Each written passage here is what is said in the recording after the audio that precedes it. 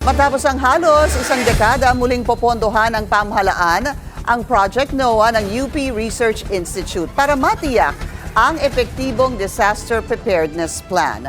Yan ang agenda report ni Ched Gatchalian. Kailangang alamin muna ang sitwasyon sa iba't ibang lugar bago masigurado ang isang epektibong disaster preparedness plan at mapapakinabang ang flood control infrastructure. Diyan pumapasok ang Project NOAA ng UP Resilience Institute.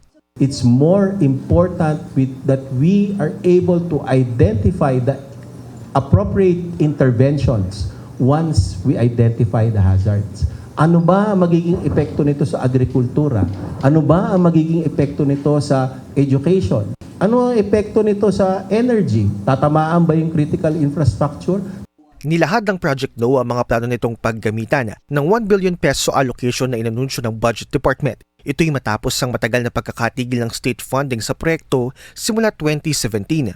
Malaking bahagi ng budget ang gagamitin sa LiDAR drone surveys kasama ang ilang state universities, mapping ng river basins at mga daanan ng tubig na naharangan o natabunan at iba pang nature-based solutions.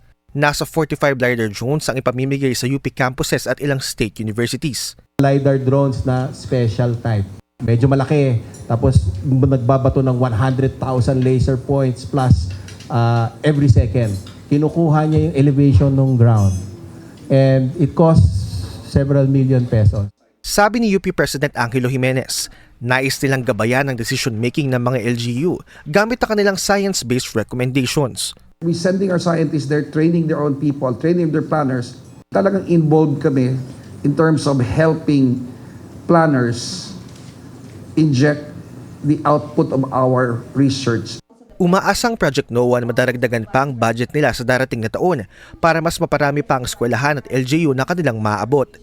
Hindi man daw mapipigilan ng bagyo, baha at iba pang kalamidad, malaki raw ang magagawa ng datos para makapaghanda at mabawasan ang pinsala ng mga ito.